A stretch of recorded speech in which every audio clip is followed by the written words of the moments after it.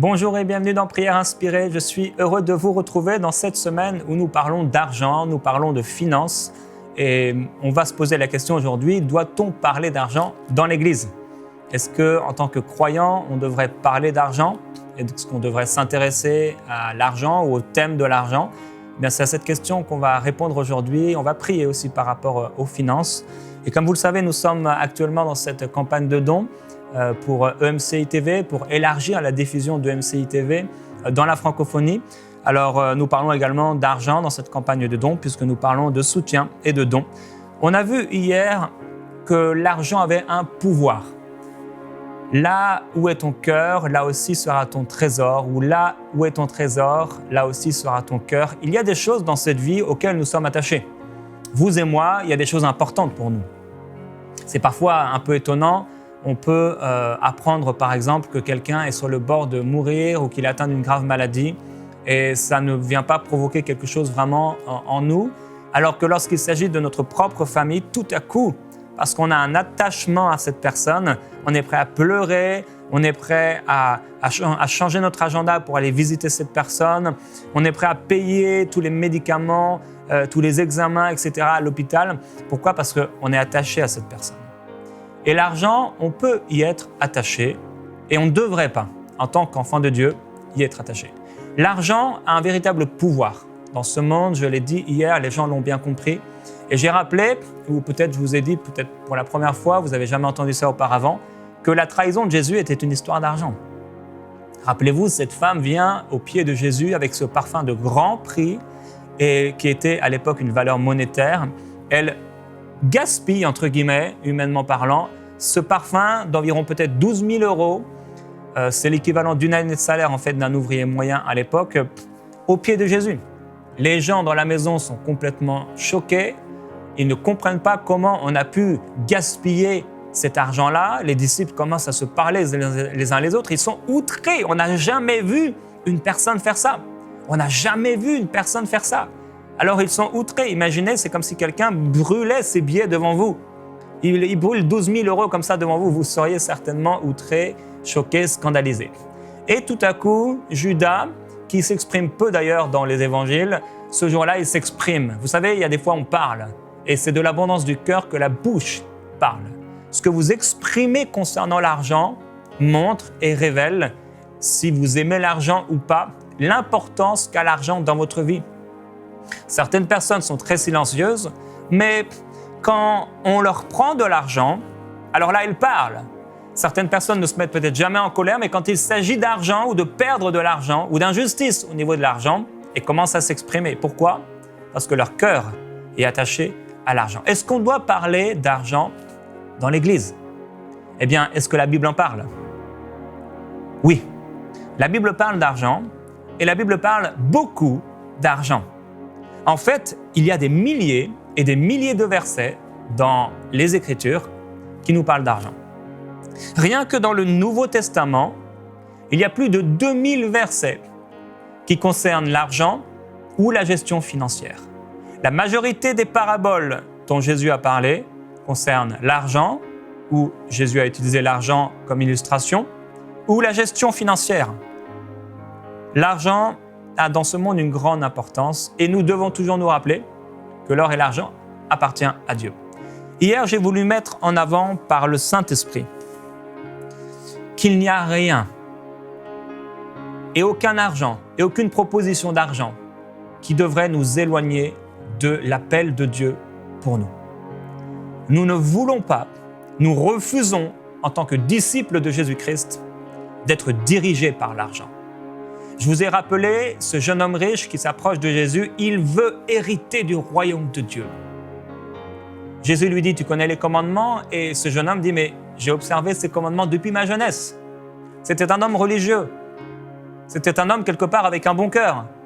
Mais malheureusement, dans son bon cœur, il avait l'amour de l'argent. Jésus lui dit, va et vends tout ce que tu as et donne-le aux pauvres et ensuite viens me suivre. Ce jeune homme voulait suivre Jésus, mais en gardant tout cet amour de l'argent pour lui. Et c'était son problème. Il est reparti tout triste, il n'a pas voulu se défaire de cet argent. Il était trop attaché à l'argent. Alors, la Bible parle constamment d'argent. Et dans le livre de Marc, par exemple, on voit que dans chaque chapitre, la Bible parle d'argent. Au chapitre 1, Jésus va dire aux lépreux de se présenter, après avoir été guéri, au sacrificateur avec son offrande. Dans le même chapitre, au chapitre 1, on voit Jésus qui va appeler Simon et André et ils vont laisser leur barque qui était l'instrument de leur prospérité financière. Dans le même chapitre, Satan va proposer à Jésus, il va être tenté, le Seigneur Jésus va être tenté par Satan et on sait dans d'autres évangiles que c'était quoi cette tentation? Entre autres, il lui a proposé tous les pouvoirs, les richesses et la gloire de ce royaume. Au chapitre 2, on voit Lévi qui est là au bureau des péages et Jésus l'appelle et vous savez, les gens n'aimaient pas les péagers. Pourquoi? Parce que beaucoup d'eux étaient des voleurs. Dans le même chapitre, Jésus parle de ce morceau de drap neuf qu'on va mettre pour rapiécer une chemise usagée. Pourquoi on le fait? Parce que certainement on manque d'argent. Aujourd'hui, ça se fait peu parce que les vêtements coûtent beaucoup moins cher qu'auparavant. Chapitre 3, Jésus parle de cet homme fort qu'il faut d'abord lier pour pouvoir piller ses biens, c'est-à-dire son argent. Chapitre 4, Jésus parle de la séduction des richesses et des convoitises. Chapitre 5, Jésus parle, on voit, la Bible nous parle de ces 2000 porcs qui ont été jetés en mer. Ça représentait beaucoup d'argent, ces 2000 porcs. Beaucoup d'argent, même aujourd'hui d'ailleurs, ça représenterait une énorme somme d'argent. Dans le même chapitre, Jésus parle de cette femme qui avait dépensé tout ce qu'elle avait, mais qui n'avait éprouvé aucun avantage. C'est l'évangéliste ici qui en parle. Chapitre 6, Jésus dit à ses disciples, ne prenez ni pain, ni or, ni argent, ni sac, ni argent. À un moment, il est écrit dans le même chapitre, chapitre 6, ce roi, il va proposer à cette fille, demande-moi ce que tu voudras et je te donnerai même la moitié de mon royaume. On parle ici d'argent et de pouvoir. Et c'est là que Jean-Baptiste est mort. Dans le même chapitre, les disciples vont proposer à Jésus, mais pour nourrir toute cette foule, est-ce qu'on va acheter du pain? On n'en aurait même pas assez, même pour 200 deniers. Chapitre 7, Jésus va parler de ce dont on a parlé hier, de cet enseignement des pharisiens qui disait « Bien, ce dont j'aurais pu t'assister financièrement, eh bien, c'est une offrande à Dieu. » Le même chapitre, Jésus parlera des vols, des cupidités, l'amour de l'argent. Au chapitre 8, Jésus dit « Que sert-il à un homme de gagner le monde s'il perd son âme ?» Chapitre 9, « Celui qui vous donnera un verre d'eau ne perdra pas sa récompense. » Chapitre 10, c'est l'histoire du jeune homme riche. « Vends tout ce que tu as et donne-le aux pauvres, et tu auras un trésor dans le ciel. » Jésus dira ensuite qu'il est difficile à ceux qui mettent leur confiance dans leur richesse d'être sauvés. Et plus tard, nous voyons un mendiant aveugle, c'est-à-dire quelqu'un qui n'a pas d'argent. Chapitre 11, nous voyons Jésus qui se met à chasser les vendeurs du temple. On a vu ça hier. Et Jésus parlera de la caverne de voleurs. Les voleurs sont des gens qui volent de l'argent. Chapitre 12, Jésus parle d'une parabole en illustrant en fait les pharisiens par rapport à lui. Il dit « Tuons-le et l'héritage sera à nous ». Les pharisiens en colère vont venir auprès de Jésus parler d'argent. Ils vont dire « Mais est-ce qu'on devrait payer l'impôt à César ?» Jésus dit « Amenez-moi une pièce ». Eh bien, il commence à parler sur la pièce. César, ce qui est à César, et à Dieu, ce qui est à Dieu. Il dit des pharisiens qu'ils dévorent les maisons des veuves. Comment? En prenant leur argent. Dans le même chapitre, chapitre 12, Jésus est assis en face du tronc. Et la Bible dit qu'il observe la façon dont les gens donnent. Il y a des riches qui donnent beaucoup de leur superflu. Mais il y a une petite femme veuve qui, elle, ne donne pas beaucoup, mais par contre, elle donne tout ce qu'elle a. On doit parler d'argent. La Bible parle d'argent. On devrait savoir quoi faire par rapport à l'argent dans nos vies. Chapitre 13, Jésus parle de cet homme qui part en voyage et qui laisse le pouvoir sur sa maison et sur ses biens à ses serviteurs. Chapitre 14, les disciples sont choqués, comme je vous l'ai dit, et disent « On aurait pu vendre ce parfum au moins 300 deniers et le donner aux pauvres. » En réalité, c'était des hypocrites, ou en tout cas Judas. Dans le même chapitre, quelques versets plus loin, quand Judas arrive auprès des pharisiens, après avoir été choqué et scandalisé parce qu'il avait perdu l'argent de cette femme qu'il aurait bien voulu mettre dans sa poche, puisque la Bible dit qu'il était voleur. Il va s'accorder avec eux pour un peu d'argent. Il est dit, ils lui promirent de lui donner de l'argent. Chapitre 15, à propos de Jésus après sa mort, et alors qu'il est sur la croix, la Bible dit que les soldats sont là et ils se partagèrent ses vêtements en tirant au sort ce que chacun emporterait. On voit plus tard Joseph. Qu'est-ce qu'il est écrit dans ce même chapitre? Celui-ci acheta un linceul et le mit dans un tombeau qu'il avait bien sûr acheté ou hérité. chapitre 16, nous voyons Marie et Salomé qui achetèrent des aromates. J'ai pris cet évangile au hasard en me posant la question, parce que j'étais dans le passage sur la caverne de voleurs, mais je me suis dit, je suis sûr que la Bible et que cet évangile parle beaucoup d'argent. En fait, l'argent, on en a besoin. Il n'y a rien qui s'achète sans argent. L'argent, vous l'utilisez tous les jours et pendant même que vous m'écoutez, vous êtes en train de dépenser de l'argent. Si vous écoutez cette émission sur une télévision, sur un téléphone, vous allez devoir soit le recharger, soit vous êtes déjà alimenté par de l'électricité que vous êtes en train de payer. Constamment, le chrétien dépense de l'argent. Constamment, les gens sont en train de dépenser l'argent. Vous avez peut-être un frigo ou certains appareils qui sont branchés à la maison. Vous dépensez de l'argent. Devrait-on parler d'argent dans l'Église? Oui, je le crois. Par contre, nous devrions parler de l'argent d'une façon divine et d'une façon biblique. Hier, j'ai été inspiré à faire un appel à ceux qui n'étaient pas sauvés de recevoir Jésus-Christ dans leur vie comme leur sauveur. Parce que Jésus dit qu'il ne vaut rien à un homme d'avoir tout l'argent du monde entier si c'est pour perdre son âme. Ce jeune homme riche a perdu son âme s'il n'a pas été sauvé après parce qu'il a placé l'argent avant Dieu.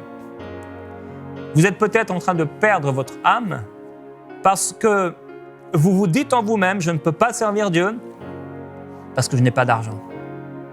Peut-être Dieu vous a appelé à faire quelque chose, mais vous vous dites en vous-même « je n'ai pas l'argent donc je ne peux pas faire cette chose ». Ça, c'est une mauvaise façon de penser.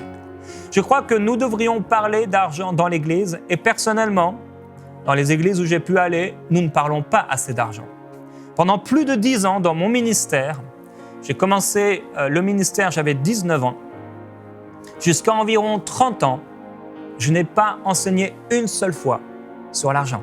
Dans toutes les églises et plusieurs dizaines d'églises où j'ai été, et dans ma propre église, je n'ai jamais enseigné sur l'argent. Mais un jour, Dieu a mis dans mon cœur l'importance de parler de finances. Il y a des gens qui vous parlent d'argent et comme je le disais, malheureusement, la plupart du temps, ce sont des voleurs, des ravisseurs, des gens qui veulent votre argent. On peut utiliser la parole de Dieu pour vous manipuler et pour obtenir de vous votre argent. Nous ne sommes pas intéressés par votre argent. Nous sommes, et je suis intéressé par l'avancement du royaume de Dieu. Mon intérêt, c'est de répondre à l'appel de Dieu et de prêcher le message qu'il veut. Je crois que les chrétiens devraient savoir comment acheter une maison. Ils devraient savoir à quel salaire ils devraient aspirer, comment sortir des dettes, comment dépenser, bibliquement parlant, comment gérer son argent, comment donner à ses parents. Qu'est-ce qui se passe concernant l'héritage? Il y a toutes sortes de questions qui sont développées dans la parole de Dieu et ce sont des questions auxquelles le chrétien fait face. Mais si personne n'est là pour l'encourager et pour l'enseigner, alors le chrétien ne sait pas quoi faire. Il y a des gens à qui Dieu a appelé à être chefs d'entreprise et ils ne savent pas comment gérer leur argent. Ils lisent des livres du monde pour essayer d'accroître leur entreprise, alors qu'en réalité, la Bible nous parle de tout. Tout est dans la parole. Il n'y a rien de ce qui existe qui a été fait sans cette parole. La Bible parle d'argent. Et je crois que nous devrions parler d'argent. Mais maintenant, comme je le dis et je le répète, il y a des voleurs. Donner de l'argent à Dieu ne va pas apporter une grâce supplémentaire pour être guéri ou pour être sauvé. N'allez pas voir un homme de Dieu ou une femme de Dieu en lui remettant une enveloppe et en disant « Je donne ceci pour être guéri » parce que vous ne pouvez pas acheter la guérison. Il y a un homme, rappelez-vous, dans les Actes des Apôtres, qui s'est approché des apôtres et qu'est-ce qu'il a proposé? Il a proposé pour un peu d'argent, c'est Simon, au chapitre 8. Il est écrit au verset 18, « Lorsque Simon vit que l'Esprit était donné, il vit pourquoi? Comment il a vu quelque chose, bien sûr. Quand ces gens étaient remplis du Saint-Esprit, ils se sont mis à parler en d'autres langues. Lorsqu'il vit que l'Esprit était donné par l'imposition des mains des apôtres, il leur apporta de l'argent. » Jusqu'ici, il n'y a rien de mauvais, le fait d'apporter de l'argent aux apôtres. Il n'y a rien de mauvais, puisque nous savons qu'il y a des hommes et des femmes qui apportaient tout l'argent de leur terrain, et Ananias et Saphira, eux.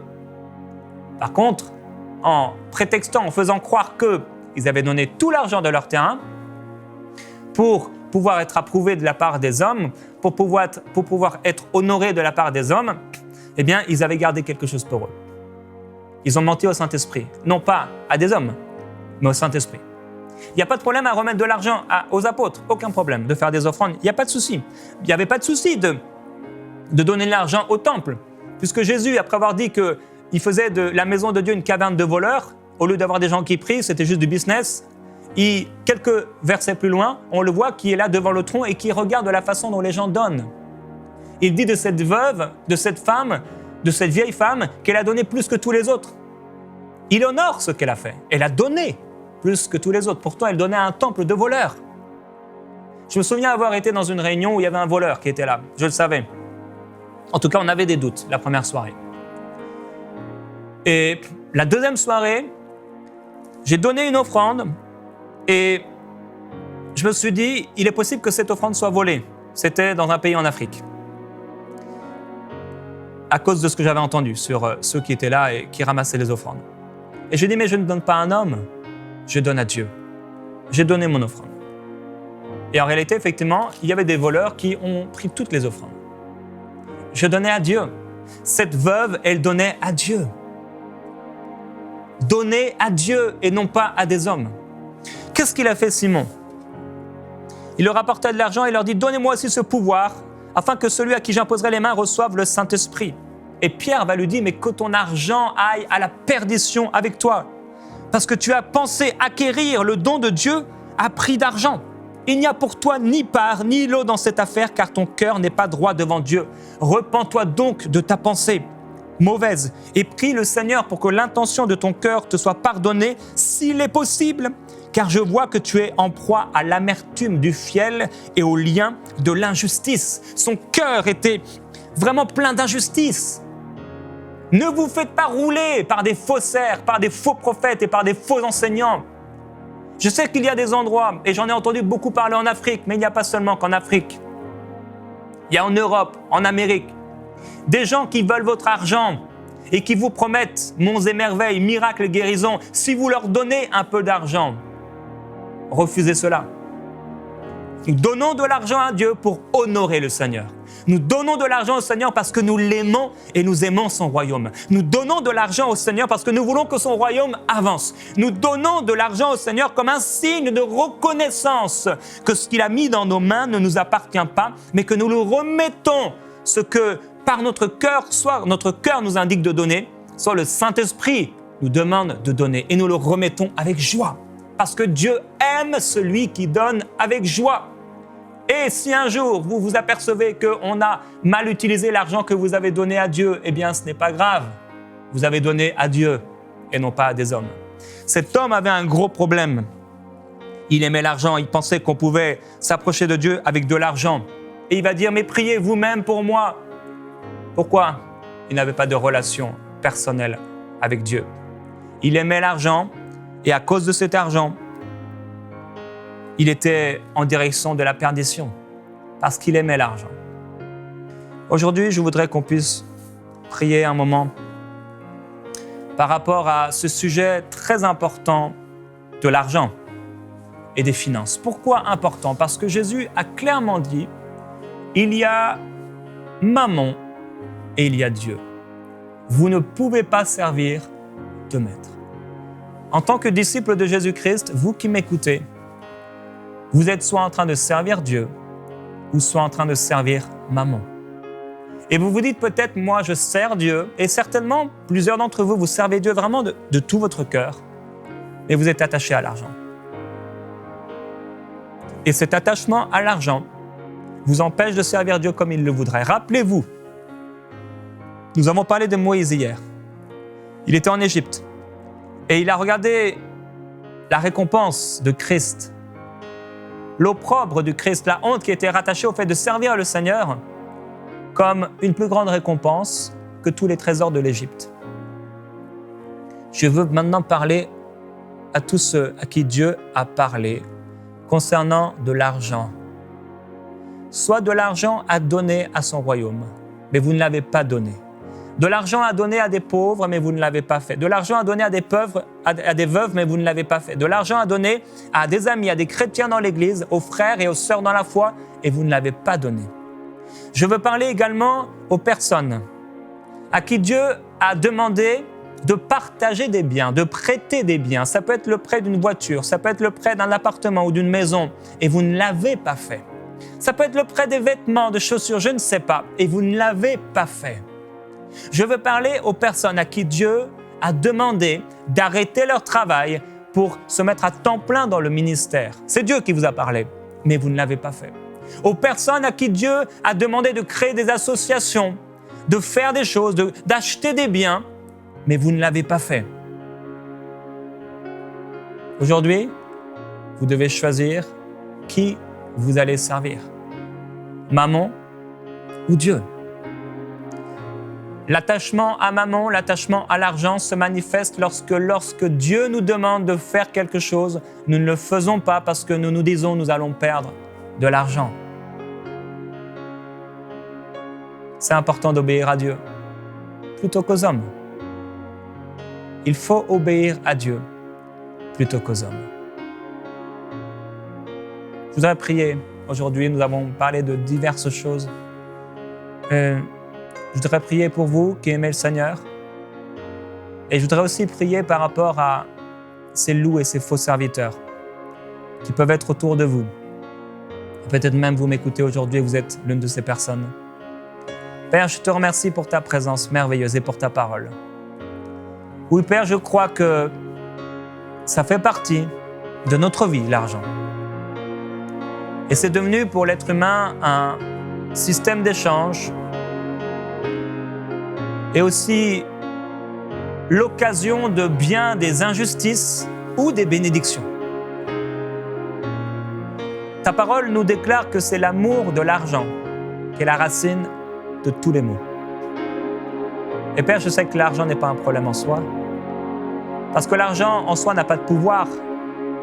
C'est lorsqu'il est mis dans les mains de ceux qui ont un mauvais cœur et de ceux qui l'utilisent comme un moyen d'asservir les peuples, qu'à ce moment-là, on lui donne du pouvoir. Père, je veux prier pour mes frères et sœurs qui écoutent. Et je te demande, s'il te plaît, de les enseigner par rapport à la gestion de leur argent, par rapport à leurs offrandes. Parce que moi-même, j'ai entendu pendant des années dire, eh bien, je dois te donner, Seigneur, ma dîme, mes offrandes. Mais personne ne m'avait jamais enseigné qu'est-ce que je devais faire avec mon argent. Et je te remercie de m'avoir éclairé tant de fois dans ta parole concernant ces choses. Père, je prie que tu enseignes ton peuple concernant la gestion financière, concernant l'argent, concernant la façon de dépenser ou la façon de mettre de côté, la façon de régler des dettes, la façon de prier par rapport à l'argent. Saint-Esprit, je te remercie pour ton ministère parce que tu viens nous enseigner toutes choses. D'abord, Père, je veux prier pour tous ceux qui ont des problèmes d'argent et déclarer sur eux ta bénédiction. Ta parole déclare que ceux qui se confient en toi ne sont privés d'aucun bien. C'est ton désir et c'est ta volonté parfaite pour ton peuple que nous ne manquions de rien. Tu veux nous donner pour que nous soyons bénis et tu veux tellement nous donner au-delà pour que nous puissions bénir des œuvres. Tu nous demandes, Seigneur, d'être juste, d'être fidèle et d'avoir soin des nôtres, car sinon nous serions pires qu'un infidèle. Alors nous pouvons avoir l'assurance que si tu nous demandes de prendre soin des nôtres, tu prendras soin des tiens. Nous sommes à toi. Nous sommes des tiens. Et c'est pourquoi je sais, Seigneur, que tu prendras soin de moi. Et je prie, Père, que tu donnes l'intelligence à ton peuple concernant ces choses, qu'ils n'ont pas à s'inquiéter, qu'ils n'ont pas à murmurer, qu'ils n'ont pas à parler leur inquiétude, à parler leur crainte, parce que tu prends soin d'eux. Je veux le déclarer sur vous au nom de Jésus-Christ. Dieu a le pouvoir de vous combler de toutes sortes de biens, afin que, possédant toujours de quoi satisfaire à tous vos besoins, vous ayez encore en abondance pour toute œuvre bonne, selon qu'il est écrit, il a fait grâce aux indigents, sa justice subsiste à jamais. Celui qui fournit de la semence au semeur et du pain pour sa nourriture, vous fournira et vous multipliera la semence, et il augmentera les fruits de votre justice. Et c'est ce que je déclare sur vous au nom de Jésus-Christ. Maintenant, ne murmurez pas, ne vous inquiétez pas, parce que si Dieu a su prendre soin des oiseaux, des petits oiseaux, si Dieu a su prendre soin de cet épi de blé qui grandit, il prendra soin de vous. Le Seigneur prendra soin de vous. Mais aujourd'hui, dans la prière, je vais vous demander de la part du Seigneur, où se trouve ton cœur? Est-ce que l'argent t'empêchera de servir Dieu? Est-ce que le manque d'argent t'empêchera de servir Dieu? Est-ce que lorsque Dieu te demandera de donner, tu donneras? Ou est-ce que tu garderas pour toi ce qui aurait dû être donné? Père, je prie que tu protèges aussi ton peuple de ces faux ouvriers trompeurs, déguisés en agneaux. Ces gens qui prêchent pour avoir de l'argent. Ces gens qui font des choses pour avoir de l'argent pour des motifs impurs, pour du profit personnel. Je te demande, s'il te plaît, d'éloigner ces personnes d'eux et de donner à ton peuple la sagesse concernant ces choses et concernant la gestion financière. Je prie pour les directeurs d'entreprise, pour les dirigeants d'entreprise, pour ceux qui ont dans leurs mains beaucoup d'argent. Je te demande, Père, au nom de Jésus-Christ, de leur donner ta sagesse et ton intelligence, afin qu'ils soient plus intelligents que les gens de ce monde. Merci, Seigneur. Gloire à Jésus-Christ. Frères et sœurs, on va continuer à parler d'argent et je vous encourage à me retrouver demain dans Prière inspirée.